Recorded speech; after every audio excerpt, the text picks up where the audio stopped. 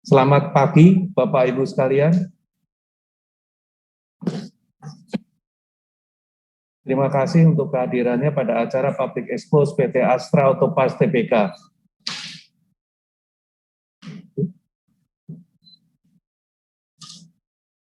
Kami bertiga akan memberikan gambaran umum perseroan, kinerja perseroan, dan juga strategi perseroan.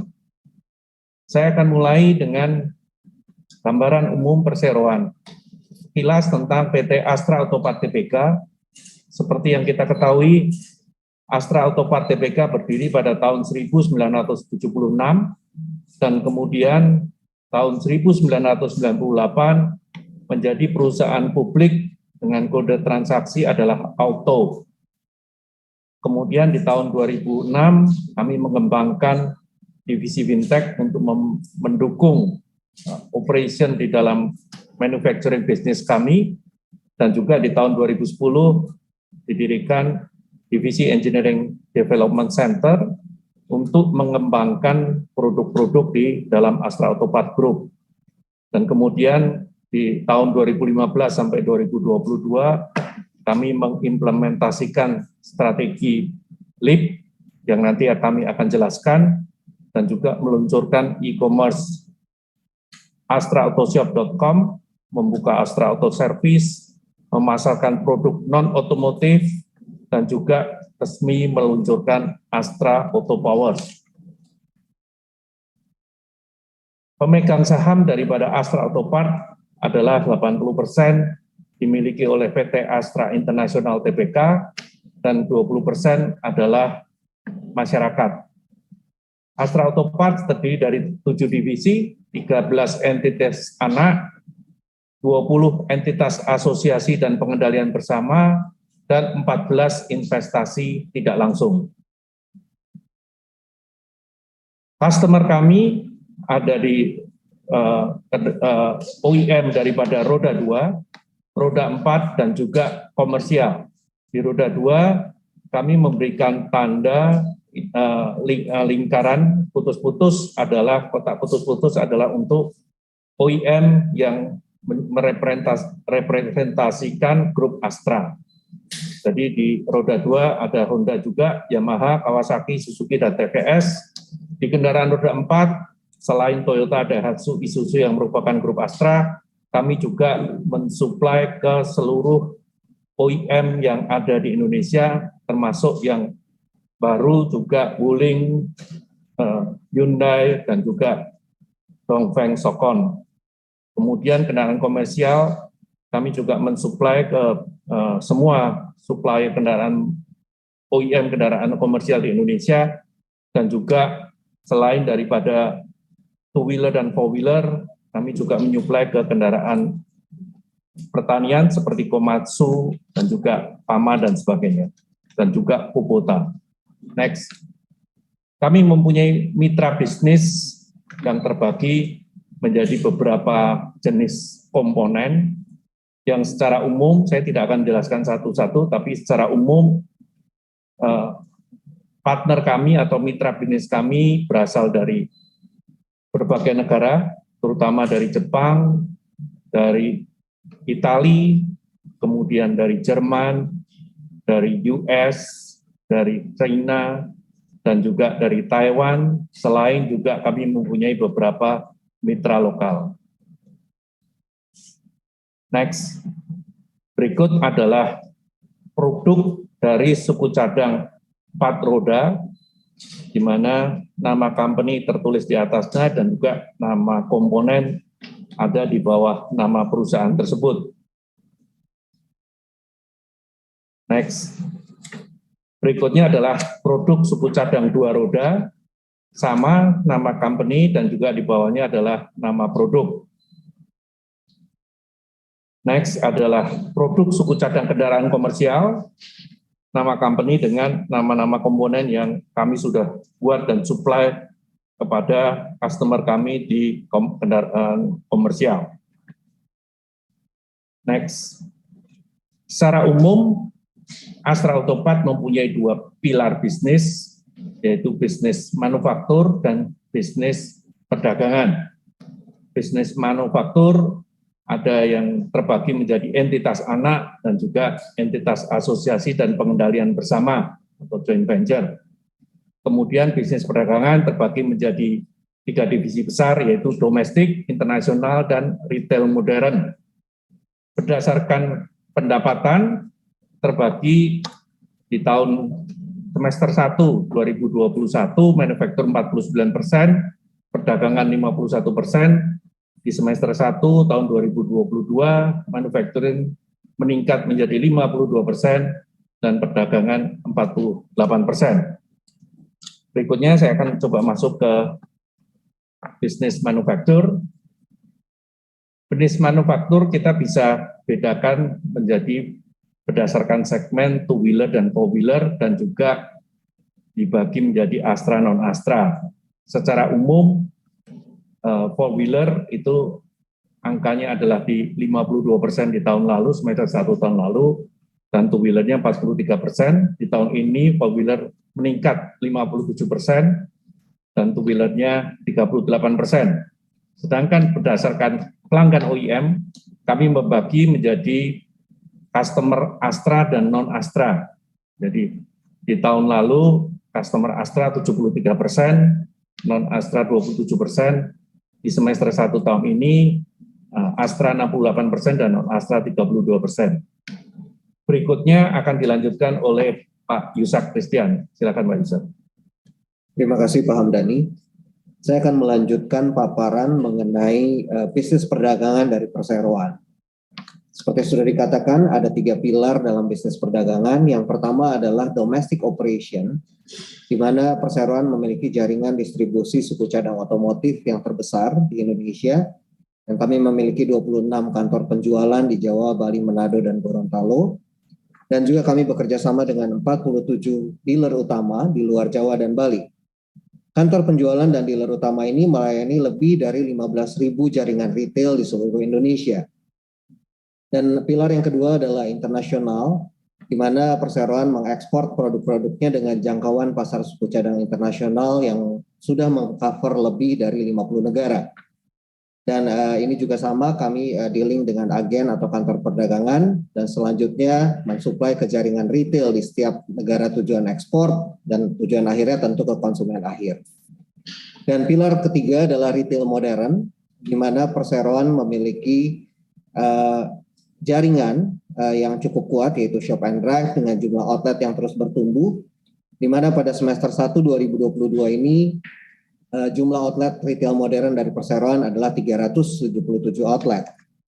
Dan komposisi pendapatan dari bisnis perdagangan perseroan bisa dilihat dalam pie chart di layar, bahwa semester 1 2022 pendapatan meningkat dibanding semester 1 2021 yang 3,7 triliun menjadi 4,1 triliun di first half 2022. Next. Untuk distribusi domestik dan internasional bisa dilihat dalam slide ini, bahwa kantor penjualan yang tersebar di area Jabodetabek atau Pulau Jawa, Bali, dan beberapa di luar Jawa, Bali, dan dealer utama di luar Jawa, Bali, baik Sumatera, Kalimantan, Sulawesi, Papua, Nusa Tenggara, dan Maluku, dan juga itu melayani kurang lebih 15.000 toko retail independen di seluruh Indonesia. Di sebelah kanan slide bisa dilihat distribusi internasional, di mana majority tujuan ekspor dari perseroan adalah Asia dan Timur Tengah, masing-masing dengan 59,5% dan 24,1%, dan selain itu ada beberapa negara lain seperti di Eropa, Amerika, dan Oceania. Berikutnya kita akan masuk dalam retail modern atau shop and drive, yang perseroan melayani mendekat dengan end users dengan call centers di 15.015 untuk battery home delivery, dan juga apps dari shop and drive yang mendekatkan diri dan kita bisa lebih baik melayani customer. Di next slide kita bisa lihat bahwa shop and drive hari ini berjumlah 377 outlet, dan penyebarannya tidak hanya di Jawa, tapi juga sudah ada di Sumatera, Bali, Nusa Tenggara Barat, Kalimantan, dan Sulawesi. Dan bisnis shop and drive ini juga di-franchise-kan dengan komposisi atau terlihat pada tabel ada 72 franchisee yang bergabung dalam bisnis shop and drive ini. Next. Selain dari jaringan fisik atau offline, Astra Auto Parts juga meluncurkan atau terus dengan giat menggiatkan kegiatan digital melalui astrautoshop.com. Dan Astra Auto Shop ini adalah platform e-commerce dari Astra Auto Parts yang menjual berbagai produk komponen otomotif seperti aki, ban, oli, shock absorber, ampas rem, filter, dan suku cadang lainnya dengan jaminan kualitas Astra. Dan melalui platform ini Astra Auto Parts juga memasarkan beberapa produk non-otomotif. Berikutnya, pada 11 November 2020, Perseroan meluncurkan Astra Auto Service, yaitu bengkel perawatan kendaraan roda 4 dengan layanan servis berkala yang meliputi pergantian oli mesin, transmisi, pengecekan aki, dan servis lainnya dengan produk kualitas Astra. Hingga semester 1 tahun 2022, sudah ada 4 outlet dari Astra Auto Service yang terletak di Kelapa Gading, Serpong, Harapan Mulia Bekasi, dan Meruya Ilir, Jakarta Barat. Dan berikutnya, portfolio terbaru dari Perseroan adalah Astra Auto Power, di mana pada tanggal 25 Juli 2022 yang lalu, Astra Auto Parts memperkenalkan Astra Auto Power, yaitu fasilitas pengisian kendaraan bermotor listrik berbasis baterai atau KBLBB atau EV Charging Station yang dapat digunakan oleh semua jenis kendaraan listrik roda 4 dengan lokasi pertama yang berada di Menara Astra di Jalan Jenderal Sudirman, Jakarta Barat di area parkir lantai B2. Dan selain dari produk otomotif, Perseroan juga sejak April 2020 mulai memasarkan alat-alat kesehatan yang mulai dari alat pelindung kesehatan, baik itu wearable products, medical devices, dan beberapa hal yang dalam inovasi yang non-otomotif, antara lain adalah UV box, kemudian smart door access, yang kami sebut dengan green door, juga air purifier, baik untuk ruangan maupun untuk mobil. Selain dari alat-alat kesehatan ini, produk non-otomotif yang juga dipasarkan oleh Perseroan adalah industrial and heavy equipment related product seperti halnya industrial chain, kemudian beberapa part lain juga traction battery atau battery traction, industrial battery, dan juga beberapa produk terkait dengan bike atau sepeda dan aksesoris sepeda, seperti halnya helm sepeda dan speedometer. Demikian sekilas mengenai bisnis perdagangan Perseroan. Selanjutnya Ibu Ani akan melanjutkan dengan bagian kinerja Perseroan. Terima kasih Pak Yusak. Saya melanjutkan untuk penjelasan mengenai kinerja Perseroan untuk 1 semester tahun 2022. Kalau dilihat dari kinerja industri, penjualan kendaraan roda 2 memang ada sedikit penurunan dibandingkan dengan tahun lalu, sebesar 8,3%. Hal ini disebabkan karena adanya supply mengenai chips atau semiconductor. Sedangkan untuk penjualan kendaraan roda 4, kita melihat pertumbuhannya cukup baik, sebesar 20,8% atau mencapai angka sekitar 500.000 kendaraan. Sedangkan kalau dari kurs atau foreign exchange rate untuk rupiah terhadap US dollar agak sedikit kenaikan dibandingkan dengan tahun sebelumnya. Sekarang ada di level 14.800. Maksud saya di kuartal kedua ada di level 14.848. Sedangkan untuk Japanese yen posisinya malah berbeda. Posisinya turun ke level 109,04 di akhir kuartal kedua tahun 2022. Next. Untuk kinerja keuangan, pendapatan dari Perseroan meningkat sebesar 20%, mencapai angka 8,6 triliun rupiah, dibandingkan dengan tahun lalu sebesar 1,15 triliun rupiah. Dengan pendapatan yang kami catatkan, kami membukukan laba bersih sebesar 432 miliar rupiah atau naik sebesar 62% dibandingkan dengan tahun lalu. Dari aset juga bertumbuh sebesar 9% dan mencapai angka 17,57 triliun rupiah. Sedangkan dari debt to equity ratio kami dari waktu ke waktu berkurang dan sekarang ada di level sebesar 4,4%. Next.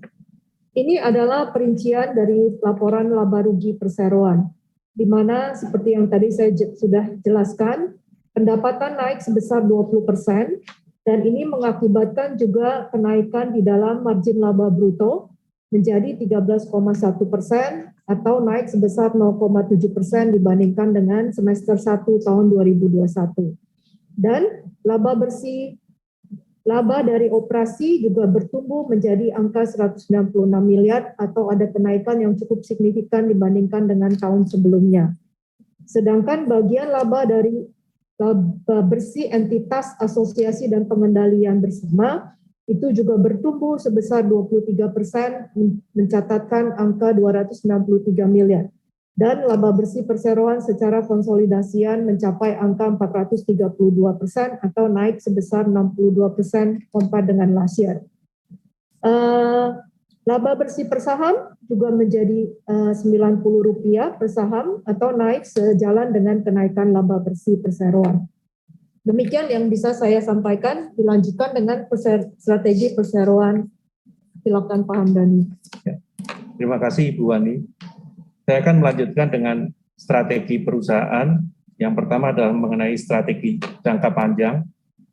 PT Astra Otopat Tbk sejak beberapa tahun yang lalu konsisten menjalankan strategi yang kami sebut LEAP, L dari leverage trading business, dan juga leverage position as preferred OEM suppliers, bukan hanya di domestic market, tetapi juga di regional market. Kemudian EA adalah singkatan dari Excellence in All Aspect, artinya kami sangat mendorong operational excellence to become the lowest cost producer to ensure sustainability. Kemudian P adalah product based instead of process based, di mana kami sangat menekankan kemampuan kami dalam desain, dari proses desain sampai membuat produk jadi, baik itu otomotif maupun industri yang lain, non-otomotif. Kemudian P yang terakhir adalah tentunya semuanya akan bisa berjalan kalau bisa didukung oleh ketersediaan orang dan juga organisasi yang efektif. Next. Ini adalah aktivitas AOP 2030 untuk sustainability aspiration yang tentunya sejalan dengan apa yang dilakukan di induk perusahaan kami Astra International.